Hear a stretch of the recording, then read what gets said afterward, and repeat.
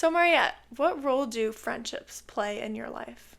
Friendships, they are my chosen family, my reality check, and my group chat therapy all in one.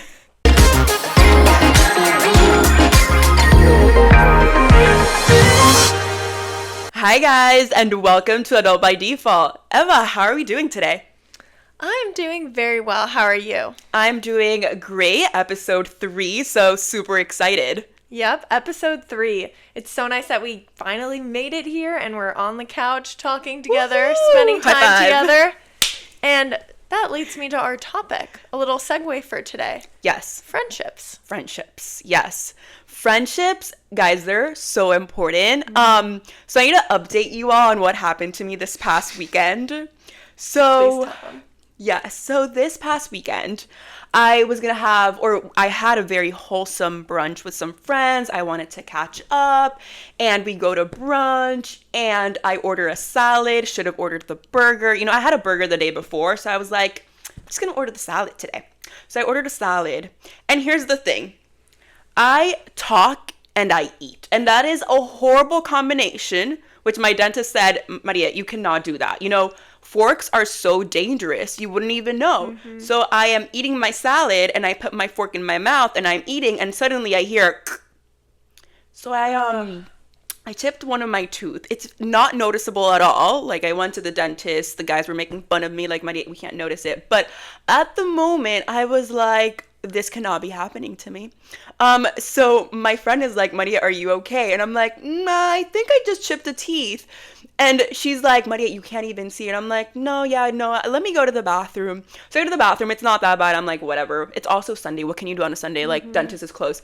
So I go back, and my friend is like, well, you know what? At least it's with friends. And I'm like, 100%. Like, it's with friends. We can laugh about it. We did. And then we continued our day, went on a lovely walk. But imagine if this would have been like in a work dinner or work lunch or something. I would have been like, oh my God, because I have to hide it. I'm gonna like, yeah, everything's great. Did not chip a teeth.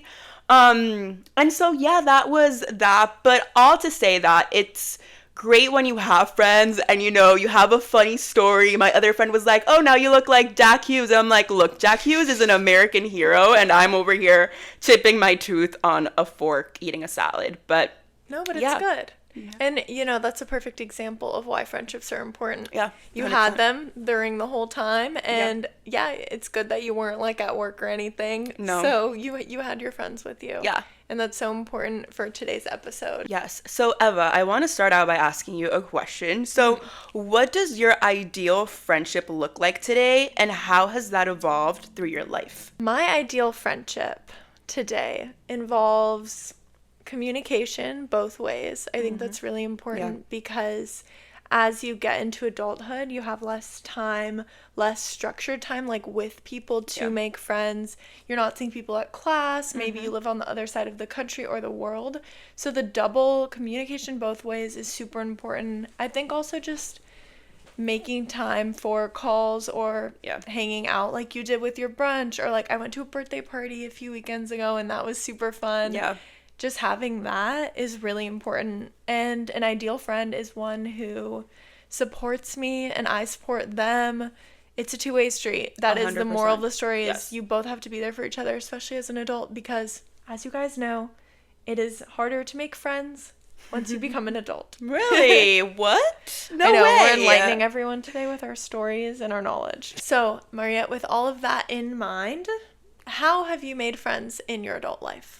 Okay, guys, buckle up because I'm about to give some stories that are a roller coaster. So as you said, making friends in your adulthood life is complicated. It's very hard. You know, you come from kind of like a bubble scenario where from like age 4 to age 22, you have people that you can make friends with because you're, you know, forced to go to school and there's going to always be people. And I think more when you go to college and, you know, there's roommates and there's different classes that you go to per semester that you're always going to be seeing these people. So you're not really forced to look outside of that to make friends. And like sometimes you're joining clubs and then you're making friends, but it's all through the university. It's all like very program based, right? So you always know there's going to be people.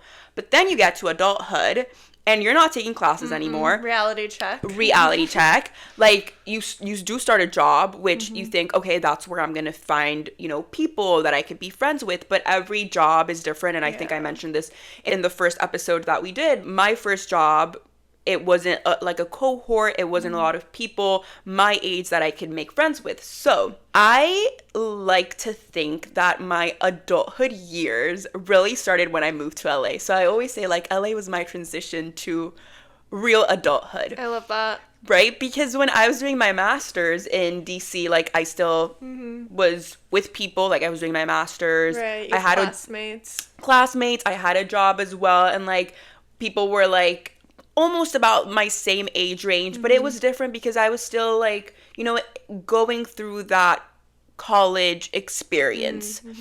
And I still had all my friends from undergrad as well. Like I really didn't have to branch out. And then I got a job here in LA. And I didn't know anyone. I knew my cousin, which she's married with kids, which I'm really grateful to have them.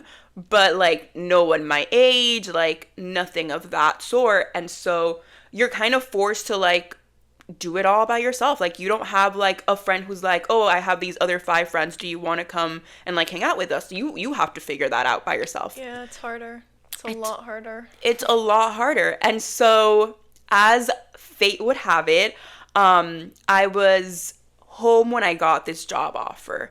And this is another topic we're going to talk about. But at the time, as I mentioned, I had graduated from my master's. I was still in DC. I was working, but it wasn't a job that I wanted to have long term, didn't pay really great. And so I was frustrated because just like a lot of people, you graduate, I did a master's, I was like, okay, I'm set. Like it's going to be super easy to find a job. It wasn't. And I was very frustrated. So I went home for a couple weeks because I'm like, I need to be with my people. I need to be with my mom. And so Shout out, Mom. Shout out, Mom. And so I went home and I was there and I got the job, thankfully, and I was like, thank the Lord, because I was in a very low point. And I went to get a haircut because I only trust my haircut lady who's been cutting my hair since forever. And I was like telling her I'm moving to LA, and she was like, oh my God, I know someone there. Like she's also a Puerto Rican. Nice. Yeah. I was like, okay. She like gave me her phone number. I texted her. And because, you know, you got to build that bridge. No one's going to build it for you. Like they could give you the tools, but you have to seek for it. And so I like texted this girl, you know, put in the effort, and she was like, oh my God, yeah, when you get here, just let me know. I texted her. We went to a dinner, and we're about to turn our 3-year anniversary of friendship, and every year we go to the same spot where we met.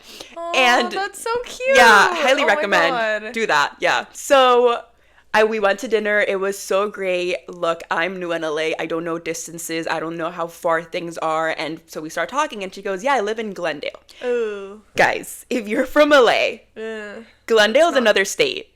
Not close to where you lived. Not close. It's like an hour sometimes. And I'm just like, oh, okay, I think that's very far. She goes, yeah, it's very far from where you live. And I'm like, look, if you live in LA and live in the West Side, you only make friends in the West Side because it takes like an hour and a half to get like downtown. Yeah, so you're like, oh, I have to take the 405 for you? We can't be friends. But she was the nicest person. Like, at the time, she had a boyfriend. Now they're married. But at the time, they were boyfriend and girlfriend, and they would come pick me up. Like, we would do things together. From like Glendale. That's from nice. Glendale. That's they were the best. nice. Shout out. They honestly kept me going because for that first year in LA, I didn't have a car, as like you know this. I didn't have a car. I came from DC where everything's walkable and public transportation is great. So I thought that was going to be the same thing. It's not. So I actually got an apartment that was close to my job, and I would just take the bus, which was quite the conversation starter when I told people like, they're like, you take the bus in LA? Yeah, they're like what? Are you okay? People would literally at the same time. People would literally look at me like, "Are you okay?" Like, what has happened on the bus so far since you've been riding it? Like, are you okay? Is everything okay? Honestly, it was not bad. Like, that's good. It was close, yeah. Yeah, and ours wasn't bad. And so, I mean, I know there's other lines that are not great, but like the one that I took was not bad. That's good. And so They really helped me out that year because if it wasn't for them, like I would have been so depressed because looking for friends is really hard. Yeah. And as I closed out my first year in LA, I was like, okay, I need to figure out this. I need to get friends that are closer to where I live. And one person at work was like, oh, maybe you should try like the apps to find friends. Look, I've never done the apps for dating, for friends, for nothing. So I'm just like, is this safe?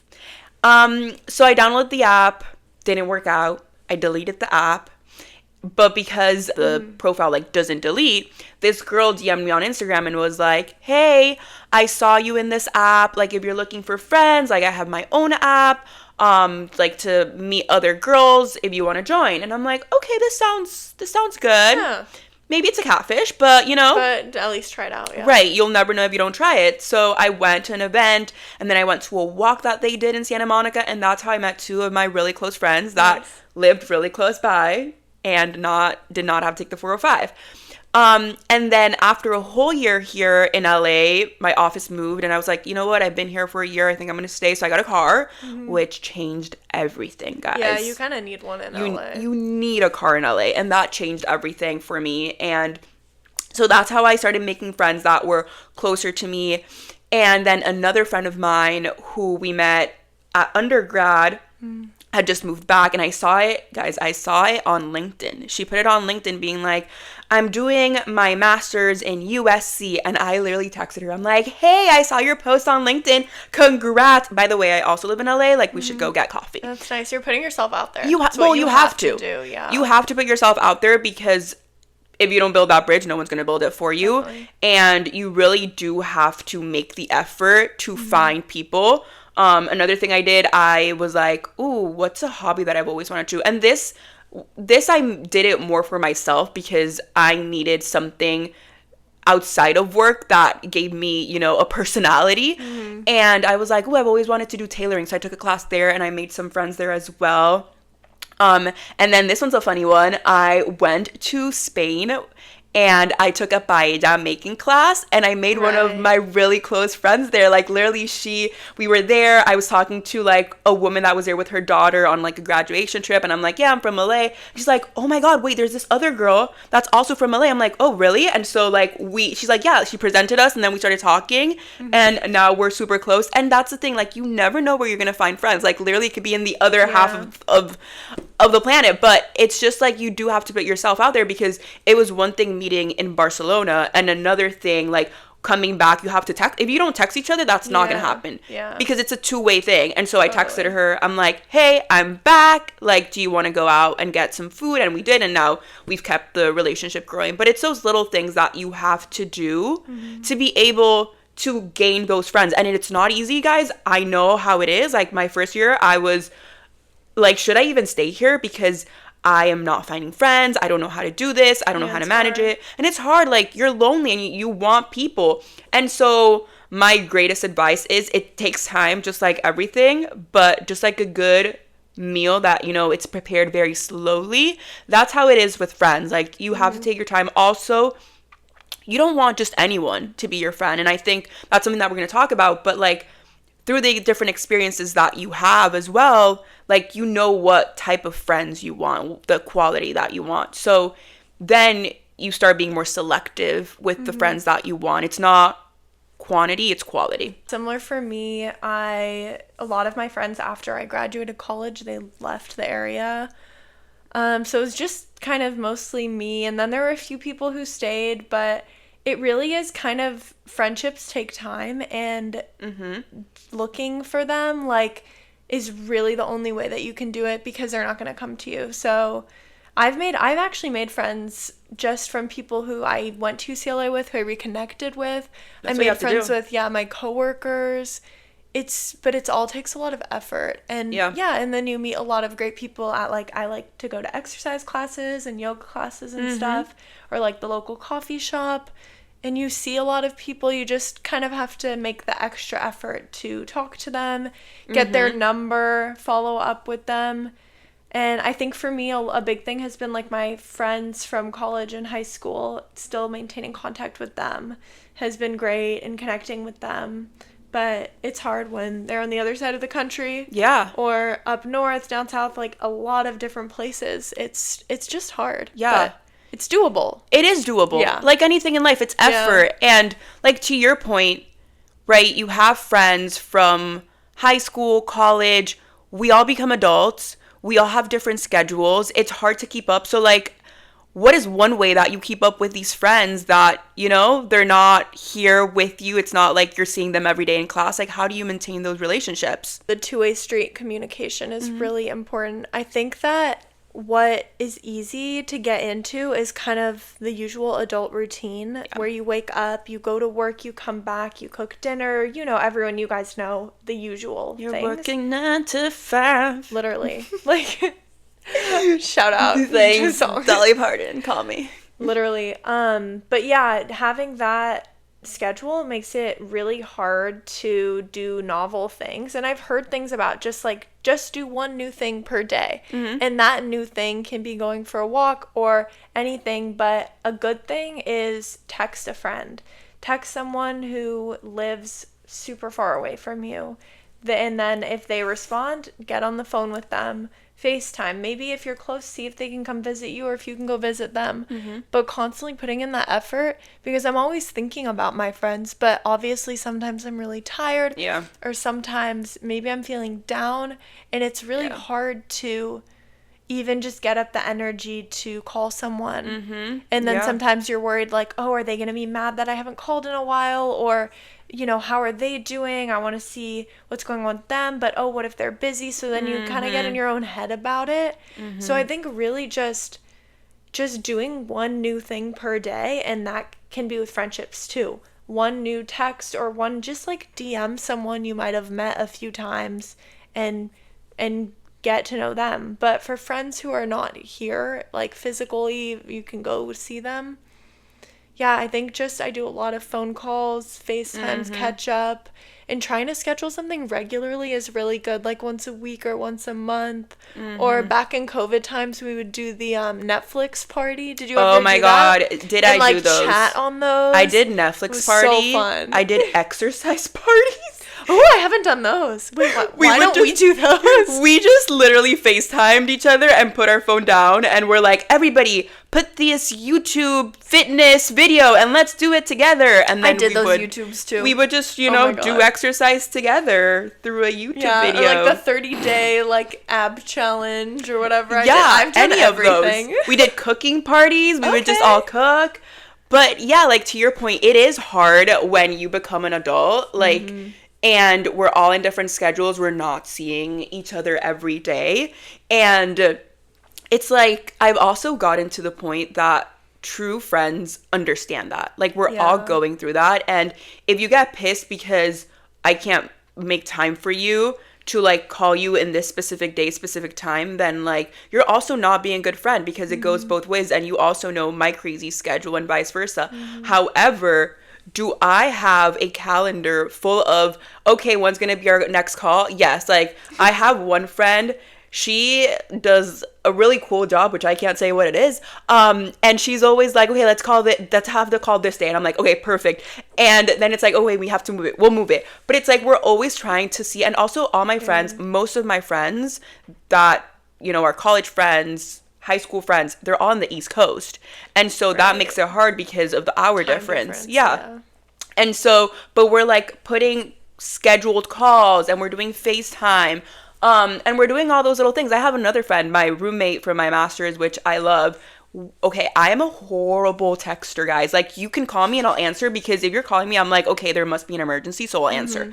But if you text me, I'll be like, okay, I'll like, and that is on me. I'll be like, okay, I'll like answer it in a while, and then like days pass, and I'm like, oh my God, wait, I haven't answered. But I feel like that's such a thing. Like, you have work, you have other stuff to do. Like, there's so much distraction. It's not just you, totally. Yeah. And then you'll go to like a different app or something, and then you'll go and then like, watch a show, and then you forget, and it's 4 days later. Exactly. Whoops. And you're like, oops, sorry. Guilty.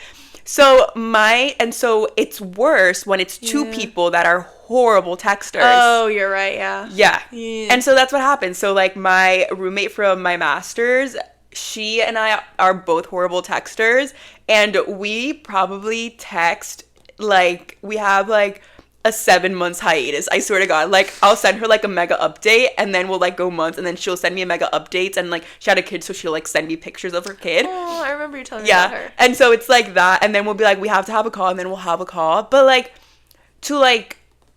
to that end, like, it's so important to have friends that understand that, because some people are just like, okay, well, then if you're not gonna be answering my calls and you can't make time for me, then we're no longer friends. And no, like, why would you end a friendship for something so small like that? Like, just understand your friends, understand where they're at, and just like try to meet them halfway and do those different things to keep them going. But like, and I think like now with like these phones and social media and all that, it's so easy to keep up with friends. Like, my best friend my whole life, we met when we were 7, and which was like crazy, because we're talking about like being forced. No one forced us, actually. It was, we were in the same grade but not in the same classroom, and how we became friends was like, you know, we're from Puerto Rico, so Puerto Rico, we love to cruise, we love to take our cruises, and her family was taking cruise and my family was taking cruise, so we got on the cruise. And where do 2 little girls in a cruise go? What, did you go swimming? No, the ice cream stand. Oh, okay.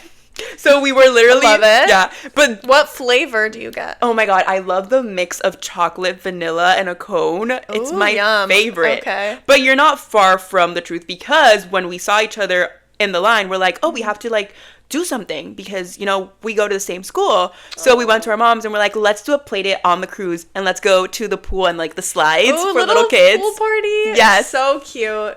And from there on, I swear, like, the rest is history, because we just became best friends when we were 7. And how we really maintained that relationship was because, and I'm gonna sound so old, but it was because social media, and at the time, like Instagram, like this, none of this existed. It was Facebook, and yes, and it was Skype. RIP Skype. I love Skype. I loved Skype. Like, we had family Skype calls, like it was Skype was the best. I don't know why it went out of business, but it was how, like, it really helped our relationship, because when we were in middle school, like, we changed schools. But it's so funny because, so at the time, wow, gonna sound old. At the time, Facebook, in 2010, Facebook didn't have chats, like messages yet. So it was all through like the wall.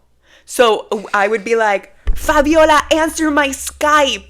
And then like our friends would like literally like put messages like, yeah, Fabiola, answer her Skype. And then it would be like vice versa. And we would just be communicating through like the Facebook wall. So if you go back, you could see that. Do you still look at them sometimes? Sometimes I really go back and do look at them. That's a sign of a true friendship. Yeah, no, that's, having that. We're turning 20 years, which is like insane to say that. Amazing. But we're turning 20 years of friendship. Yeah. And so then like we changed in middle school. We went to different middle schools, and I didn't have a phone until I was 15. Like, well, I had a phone, but it wasn't an like iPhone. A flip phone or it was something. It wasn't even a flip phone. It was just the sliders. It was the sliders, but I didn't even use it. Like, I wouldn't even charge it. I would leave it in a drawer. My mom would be pissed because she bought the phone for me, so she could contact you. Right, when she would pick me up from school, and she would be calling me, and like the phone would, like, how great, like, for kids to not have like phones. Like you're saying that, and I'm like, ooh, like I wish that I had a flip phone and didn't have a phone addiction too, which actually ties into kind of a social media.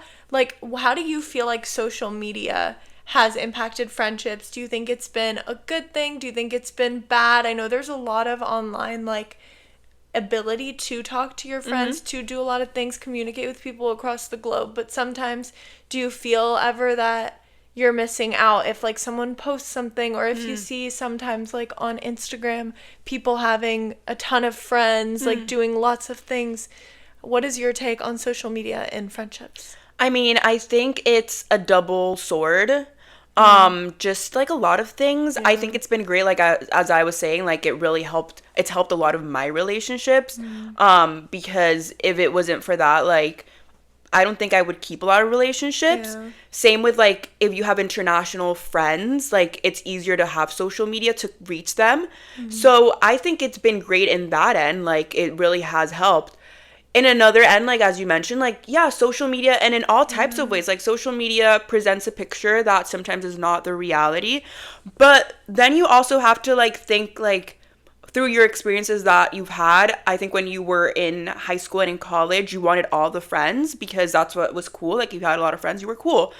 But then it's like are those friendships real, or are they just there, because everybody wants a friend and everybody wants to be surrounded by people? But when it comes to the hard times, are they going to be there? Yeah, that's what's most even the important. good times. Yeah, because sometimes like you get a job or you do something great and people are jealous. And so when I see those pictures of a lot of people together on, the different social media platforms, I'm like, honestly, great for them. Like, what am I to judge? Like, and so, but I just remember to my end, like, for me, what I value is not having a lot of friends. It's having good friends to be there for me. And my mom has always said this, like, you can count your real friends with one hand. And I totally agree. Yeah, people who share your values is really important. Yeah. I think one thing that, like, going back to talking about an ideal friend or the type of friend that I want to be is someone who is supportive, is there for them, is communicative. And I think that those friendships involve sharing your values, sharing what, like, you're most, like, your mom is right, like, 5 people, 10 maybe, but all of those people are probably very similar to you in the most true ways to yourself. And I think that like really distinguishes a true friend from not. And like, I definitely have had friendships that have just fallen away over time. Even during COVID, like, I was in school and there's a lot of people that I no longer talk to because of COVID and, all of that. So it is really like an effort thing, a value thing. I think like trying to find people who are similar to you and putting yourself out there. If that's like one message I can tell everyone, is you need to put yourself 100%. out there, because no one is going to do it for you. This is a big theme in all of our episodes. And that's so true. I'm such a firm believer of just trying to go for it. Yeah. Yeah. I totally agree. And like, to your point, like, right, in life you're going to gain friends and you're going to lose friends. Yeah. And one of the ways that I like to think about it, I don't know if you've heard this, but like the train station theory, there's different passengers that board the train, and then you're the train and they board it, and some people will be there with you for the end of time. Some people will just be there and get off in one stop. Some people will be there longer. But the most important thing is that you learn from everyone that gets on that train. And it might be for a very short time, but there's a reason why that person was there. Friendship breakups are very hard. Definitely. So they hard. really hurt. They hurt so much because you confide in them so many things that you wouldn't tell anyone else. Yes, totally. And then if someone, if it's a bad friendship breakup, then it's like you're crying for days, 100%. for weeks. You feel just betrayed in a way. They're part of you. Yeah. I think that a true friend is someone who's like, you see them as a reflection of you in some ways. 100%. Because you kind of like want someone that resembles your values, Definitely. right? And also, like, sometimes when you're younger, you're not really thinking about that. You're like, I just want friends. I just want to go play in the pool. Right. I just want to just go play in the I pool want my ice and have cream. people and not be alone. Yeah. But then as you grow, you do go through these experiences Definitely. of people that you meet. And that also helps you define what type of friendships you do want. Yeah. And also what type of friend you are. Yeah. And it goes both ways. And so that goes to the point of just like, you have to embrace it. Even if like, you had a friendship breakup and those are so hard, you're learning more about, type of friends, but also yourself. And like, Definitely. sometimes when you are, in high school or in college, you are young and dumb, and there's not a worse combination than that. And you're young, also dumb, and broke now. Oh yeah, dumb and broke. That's you have to add them all. As you become an adult, you add the broke part. Yeah, that's another bad one. Yeah, we have a couple of bad ones, but dumb, young, and broke is definitely a way to describe yourself in college.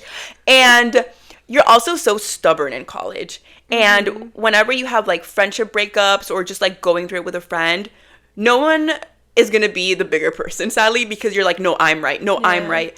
And then you look back at that and you're like, wow, that was so dumb. Right. And we were both wrong. Yeah. That's what you realize looking back. And it's like, sometimes you got to cut out people from your life. Like, yeah. They were meant to be there for a certain amount of time. And you know what? I'll take it. I'll embrace it because we had fun. We have great stories to share. And I also learned a lot about like, next time I have a relationship, maybe I should be the bigger person, because how dumb was it to like break up a friendship just for this one little thing? Yeah. But that happens through experiences. So again, like, it's about learning people that come into your life, learning from them, learning about yourself as well, and implementing that into the next thing. So you always have to take everything as a learning curve and something that will make you better as the outcome. I love that. I think that's a very, very necessary point for friendship. Yeah. And I think that friendships are a changing thing. I think that you're never on the same as you were yesterday. Like with your friends are not, everyone's always changing, and as you grow into an adult, there's so many more possibilities too that you can explore with friends. And like you mentioned, your friend has just had a baby. Like that's a whole new part of your friendship that you can like open up, and she can talk to you about it, and you can ask her questions, and like there's just so much. She's gonna be giving me guidance in like, I don't know, 6-7 years. I'm like, I'm not there yet, my girl. Like when I'm there, like when I'm there, like your daughter can be, her daughter can basically be like the ring bearer. The flower girl. The flower girl. Yeah. How old will she be? You mean for like your wedding? Yeah, maybe. Yeah, she'll still be young enough. Wait, perfect. Yeah. Your daughter is gonna be my flower girl. I love it. I still don't have a boyfriend, but when I do, no, you're manifesting. I'll let you know. But no, like it's so important to like have those friends. And my best friend that I met when I was 7, like she's grown with me, and I think that's like one of the most beautiful things that you could have, like a friend that grows with you and knows you the best and has been there through every scenario. But we also have evolved, and we've seen that together, and I think that's one of the most beautiful things. I love that. Going back to the topic of putting yourself out there is also how you find friends in the most unusual way. When I was in college, I was like, should I go abroad? Should I not? Because, we always have 2 paths. What should I do? Yeah. I say go for it. Yeah. Yes. I highly recommend to anyone in like college or go abroad. Yeah, at least like a quarter semester, whatever system your school runs on, do it. I highly recommend. It was one of the best times of my life. Mine too. Wait, where did you go? I went to Florence. Oh my god, we're gonna have to do an abroad episode. Yes, Ooh, we're gonna do an abroad episode. That. Yes. I went abroad to Barcelona, and I was like thinking about it. Yes, no, yes. I came out of a test and I was pissed. I was like, I'm going abroad. Like I remember walking to my dorm and just clicking the accept, because I've gotten accepted, but I haven't like paid the deposit. I'm like, yes, paid the deposit, I'm going. So I had a friend also went to the same undergrad as I did, and we both wanted to go to Barcelona. So we had talked about it in the summer, like, oh, if you go to Barcelona and I go to Barcelona, we should be roommates, because that way we already know each other. And I'm like, okay, perfect. So we put each other as roommates, and the program wanted to put someone random, like a third person random, because they wanted you to meet more people. And we're like, oh, fine, I guess. But I know where this is going. So they put this random girl, okay, in our room. It wasn't a room, it was like a really nice apartment. It was actually in front of Camp Nou, where they play, where Barca plays. Nice. So it was amazing, because we would they would be matches, and it would be just so many people and all the energy. I'm so jealous. That's so much better than our apartment. It was above a restaurant. It was a cute little area of Florence, but it was right above a restaurant, and like the furnace of the restaurant, with oh my god, air conditioning, and it was the worst heat wave in over a century. So the average temperature every day was 97, or it was in the 40s Celsius. No, it was horrible. Oh, I'm so sorry. So hot. We were dying every night. Well, it's part of the journey. It's part of the journey. It's part of the story. Yeah. Everything makes up for a great story. No, true. And so I get to our apartment, and this girl's there, and I'm like, and we had followed each other on Instagram, so you kind of knew how she was gonna look and whatever. And I get there, and let me tell you, she's one of my best friends, but it was so funny because it was just so random, and I'll forever remember we went out one of the first nights, and so she's tall, she's American, blonde, and I'm like, okay, Hannah, this is what we're gonna do, because we're walking everywhere. That's a walking city. It's 2 a.m. Our other friend is in another bar, and I'm like, okay, Hannah, what we're gonna do, we're gonna walk to that bar, and when we see people, you just gotta act Spanish, okay? So what you're gonna do is you're gonna be like, vale tia, vale, okay? So we would walk, and there would be a group, and she would be screaming, vale tia, vale, and I would be like, yep, that's exactly what you gotta do. And so to this day, we call each other tia because of this experience, but she's been one of my closest friends. She came to visit me in DC when I was an undergrad over there. She came to my graduation, and it's so, insane that fate just brings people together. Yes. In the most randomest ways, but I'm so grateful. And again, like when we left abroad, it was it was 2020. It was literally during COVID. Yeah. Like we were forced out of the country. Oh my god. Because of COVID. So you started like January? I started January, and in March, March 12th, we were like, that's a whole nother story for our abroad episode. But to that end, like when we left, like we had to put in that effort to continue being friends. If not, it would have just you know, not continued on. So yeah, a little funny story of how you can make friends in the most craziest places, craziest ways. How about you? Have you had one of those stories? Oh my gosh, yeah, I've had a couple. Abroad was definitely an experience for me, and we will discuss one kind of weird, crazy friendship story that I have is my roommate and I, our sophomore year of college, we randomly stumbled upon, it was like the first year back from COVID. Yeah. And we were just like walking one day. We randomly stumbled upon this group of people led by this like senior. And it was called a flock. Okay. Basically, they did this thing where it was like groups of like 5 to 10. And you like sign up to like join a flock. And it like forces you to make friends after COVID. And how fun. Right. So we stumble upon there and they're like, are you part of the flock? We're like, I don't know. They're like, do you guys want to join? You're like, sure. Me and her were like, I guess so. Yeah. And that was like such a fun, and then we ended up finding out, okay, these people live in the dorm next to us. Oh, nice. So then you made more friends. We made more friends that way. We would go there, they would do yoga, like on the beach. Oh, fun. Near campus, which was really nice. How nice to it was amazing. Go to college in a beach town. It was so nice. I wish. No, it was so good though, but yeah, that was the most random thing where you just walk in and it's just a group of people already there, like signed up for this thing. And I'm like, I don't know what is going on. Because you're like, I want to make more friends. And right after COVID, yeah. Yeah. But it's like, you do find friendships in the most weird places, whether it's school related or not. Even as an adult now, like, I don't know. I feel like those opportunities are there, but it's the constant effort that goes into it after that is like really important. I totally agree. Yeah. And like one last point here, like going back to that, like that effort and meeting people in the randomest ways.